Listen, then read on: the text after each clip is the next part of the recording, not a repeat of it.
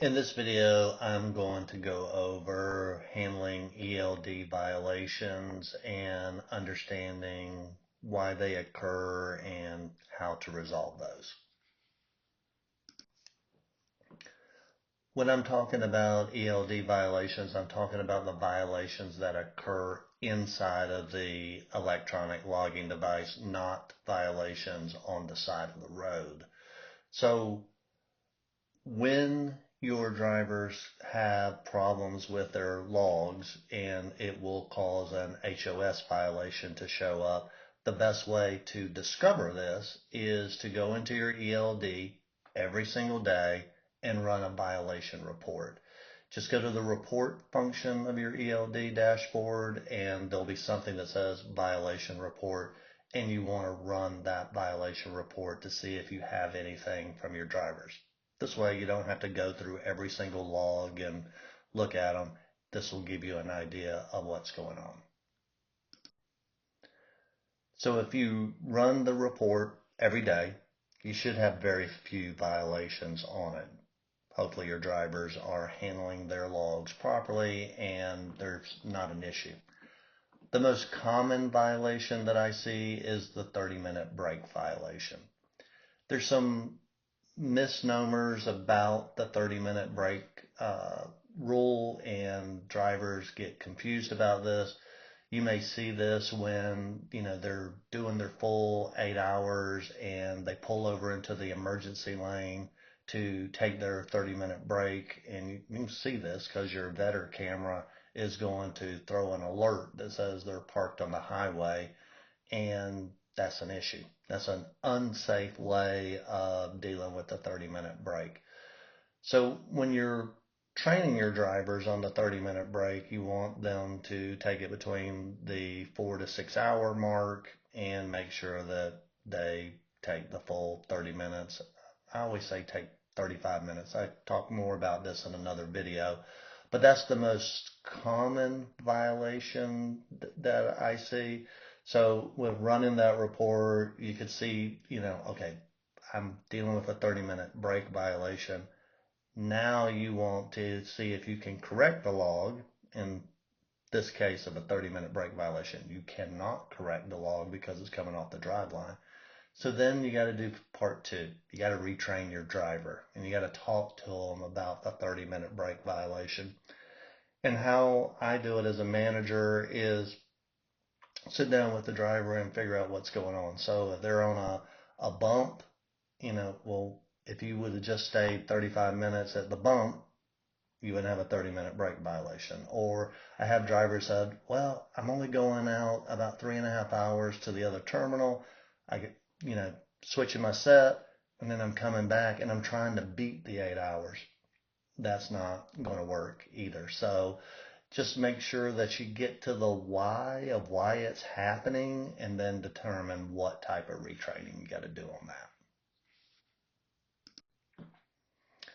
As I just said about the 30-minute break violation, that's one of the violations that just cannot be corrected in the log. So what's going to happen is you're going to have the violation, and then Linehaul is going to send you an email probably within the next couple of weeks and go, hey, I saw this driver had a 30-minute break violation. Is it a valid violation? You're going to have to say yes because you can't fix it. And then there are driveline violations. The driver, goes 11 hours and 2 minutes, over the 11 hours on the driveline, and you might not be able to fix that. There's some things that you could do that I'll talk about in just a second, but really those are the two things that really can't be fixed. You can't switch. The ELD does not allow you to switch a driveline duty status to something else. So if they're on duty, that's great. If not, then if they're on the drive line, you can't fix it. And then you just can't fix the 30-minute break violation. Now, if you do have a drive line violation that, they're driven 11 hours and 15 minutes, the question you need to ask your driver is what happened that day? Is there something that you could apply adverse conditions to legally? Did they have a an accident on the road that caused them to be stopped, is a weird unforeseeable storm happen, you know, is there something that you can actually go to the day and apply the adverse conditions exception to extend it by 2 hours? So that's something to think about when you're seeing these violations and go, okay, I might can fix it on that, and that'll help you with resolving that violation. So when I'm looking at a violation report and I'm trying to figure out what is going on, the first thing I do is go up and run an availability report for the day in question to see what's going on. And then I look at the breaks. I first look at when was the driver's last full 10-hour break. And a lot of times I can figure out the violation is because the driver came back at 9 hours and 56 minutes. If they come on duty for a few minutes after that 9 hours and 56 minutes, you can correct that to off duty for the 4 minutes to get the full 10 hours and correct that. But if the driver just goes, they log in and get on the drive line, then the driver, they're done at that point. They don't have a full 10-hour break. So that's the way you should be thinking about this is when was the last full 10-hour break? And then if I look at the availability report and don't have my 70 hours, then I start looking at the last 34-hour reset and figuring out when this was, when this went off the rails, so to speak. And sometimes I can go back to the last, what was supposed to be the 34-hour reset, and they did 33 hours and 55 minutes, and they came back too early and they didn't get a clean reset at that point. Now, the school of thought on if you have a driver that came in at 9 hours and 56 minutes and they have a violation showing, from my DOT officer that works with me, the best thing to do is to tell the driver, let's say they're missing 4 minutes. Tell them to sit for 4 minutes, log out, and then when they log back in, put in an annotation that they missed the 10-hour break by 4 minutes and that they took an additional 4 minutes. Obviously, you can't write all that, but just say, took an additional 4 minutes to suffice the 10-hour break.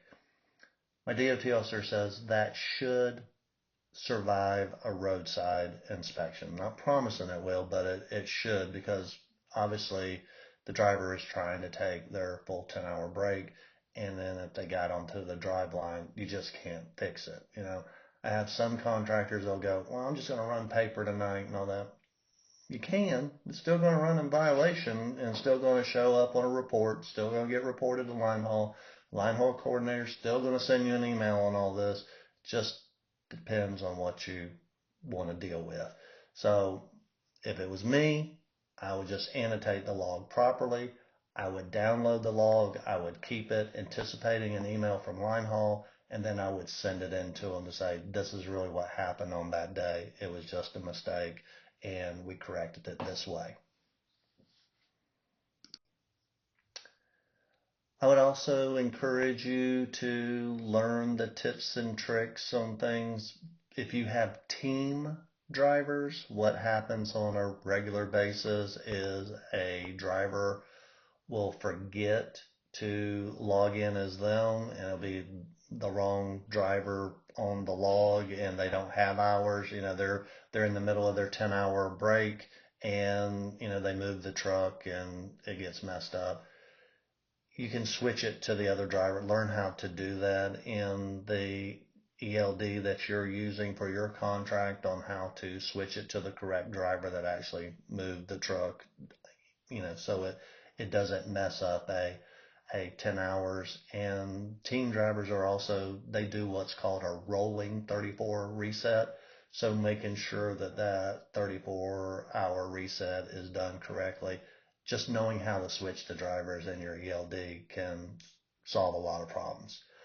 Also learn how to change duty statuses on editing the log. Is the way I look at a log is, again, look at the last break, the 10-hour break, then look at the last 34-hour break, and then most ELDs will allow you to choose a violation view of the grid where you can actually go down and go, okay, the violation occurred right here, and here's what's going on with that. If you choose that view, it'll give you a better understanding of how to do that. And each ELD has this functionality. So that's, when I'm thinking about it and I'm trying to solve the problem and fix the log is, okay, where is the violation and what caused it? Usually it's the 30-minute break is where it's going to be a problem.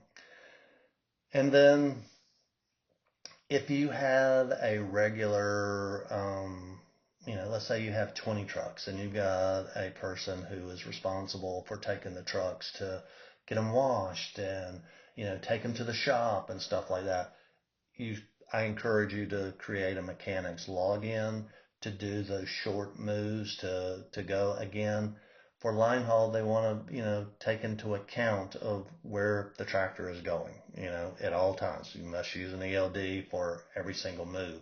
So doing that helps with you tracking, okay, we took it over to the Freightliner shop, or we took it to the truck wash or whatever. It gives a way of tracking that doesn't affect your driver's time.